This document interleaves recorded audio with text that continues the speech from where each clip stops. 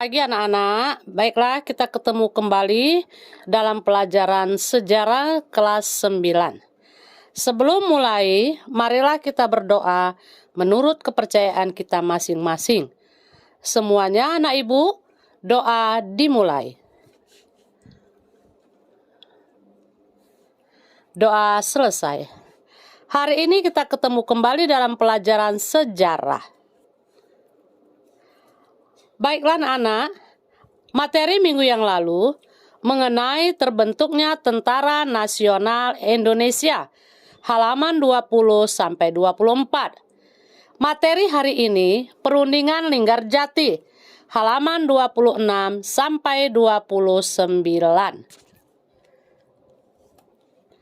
Tujuan 1. Siswa dan siswi dapat menyebutkan nama Perdana Menteri Indonesia untuk mewakili Republik Indonesia. 2. Siswa-siswi dapat menyebutkan nama negara KTN. 3. Siswa-siswi dapat menyebutkan tanggal, bulan, dan tahun berapa konferensi meja bundar di Den Haag. Baiklah anak, sebelum kita mulai materi kita, coba kamu buka buku sejarah kamu. Kamu baca, perhatikan isi materinya selama 5 menit. Nanti baru kita bahas materi halaman 26-29. Baiklah anak-anak, kita lihat bagaimana perundingan Linggarjati. Perundingan Linggarjati juga dieja sebagai perundingan Linggarjati atau perundingan Cirebon, adalah suatu perundingan antara Indonesia dan Belanda di Linggarjati atau Jawa, yaitu Jawa Barat, yang menghasilkan persetujuan mengenai status kemerdekaan Indonesia. 2. Hasil perundingan ini ditandatangani di Istana Merdeka, Jakarta, tanggal 15 November 1946. Dan ditandatangani secara sah oleh kedua negara tanggal 25 Maret 1947. Sedangkan hasil perundingan. Yang pertama, hasil perundingan tersebut menghasilkan 17 pasal yang antara lain berisi. 1. Belanda mengakui secara de facto wilayah Republik Indonesia, yaitu Jawa, Sumatera, dan Madura. 2. Belanda harus meninggalkan wilayah RI paling lambat tanggal 1 Januari 1949. 3.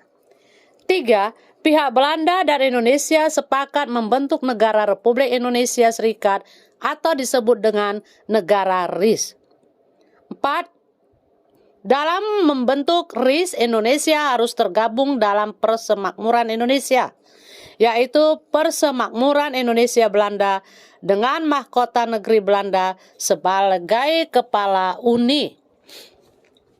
Kita lihat ini perundingan Linggarjati antara pemerintah Belanda dengan pemerintah Indonesia.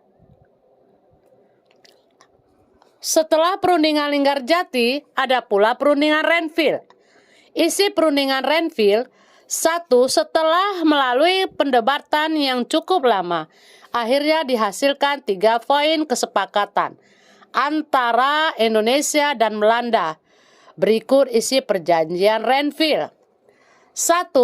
Belanda hanya mengakui Jawa Tengah, Yogyakarta, dan Sumatera sebagai wilayah Republik Indonesia atau RI. 2. Disetujui adanya garis demarkasi antara wilayah RI dan daerah pendudukan Belanda. 3. TNI harus ditarik mundur dari daerah-daerah kantongnya di wilayah pendudukan Belanda di Jawa Barat dan Jawa Timur. Tokoh delegasi perundingan Renville. Adapun para tokoh yang terlibat sebagai delegasi dalam perjanjian Renville adalah sebagai berikut. 1. Delegasi Indonesia terdiri dari Amir Saripuddin, Ali Sastro Amijoyo, Haji Agus Salim, Dr. J. Lemena, dan Dr. Soitik Len dan Nasrun. 2. Delegasi Belanda beranggotakan H.A.I. van Vredenburg Dr. V.J. Kush, Dr. C.H. Somokil, serta orang Indonesia yang menjadi utusan Belanda yaitu Abdul Qadir Wijoyo Atmojo. 3. Sedangkan yang bertindak sebagai mediator dari KTN adalah Richard, yaitu Richard C. Kirby dari Australia. Wakil Indonesia, Frank Graham dari Amerika Serikat, pihak netral, dan Paul van Zeeland dari Belgia, wakil dari Belanda. Baiklah anak-anak, kita lihat bagaimana perundingan antara Indonesia dan Belanda di kapal Renville. Kita lihat ini ada fotonya. Setelah itu ada lagi perjanjian yang disebut dengan perjanjian Roem-Royen.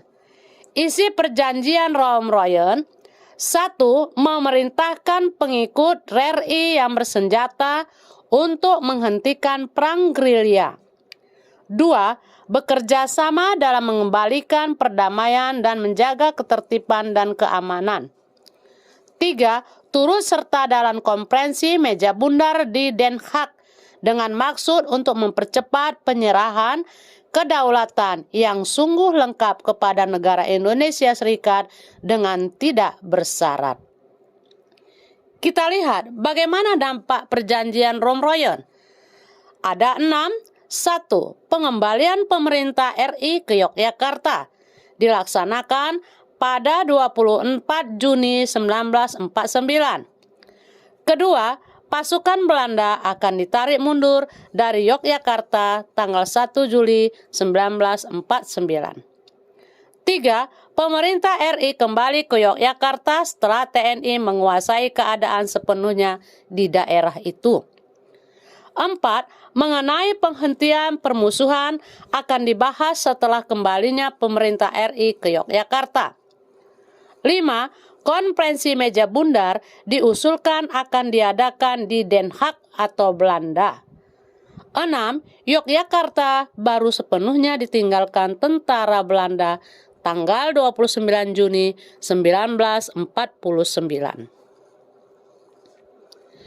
Kita lihat di sinilah sidang mereka antara si Roem dan si Rum, yaitu disebut perjanjian itu adalah perjanjian Roem-Royen.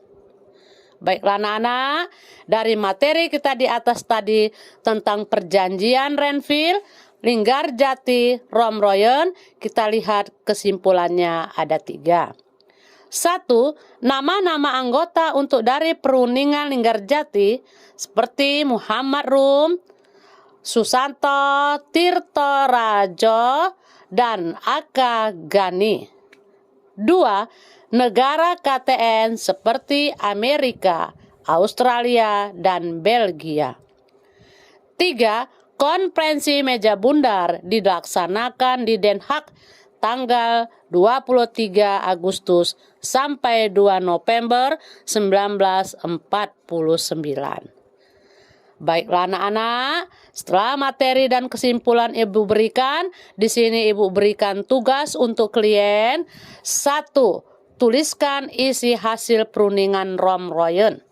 2. Tuliskan tanggal, bulan, tahun berapa Insinyur Soekarno dilantik sebagai Presiden RIS. Baiklah anak-anak, kita lihat bagaimana materi yang di atas. Sampai sini pertemuan kita. Motivasi, tetap semangat dan jaga kesehatan. Terima kasih.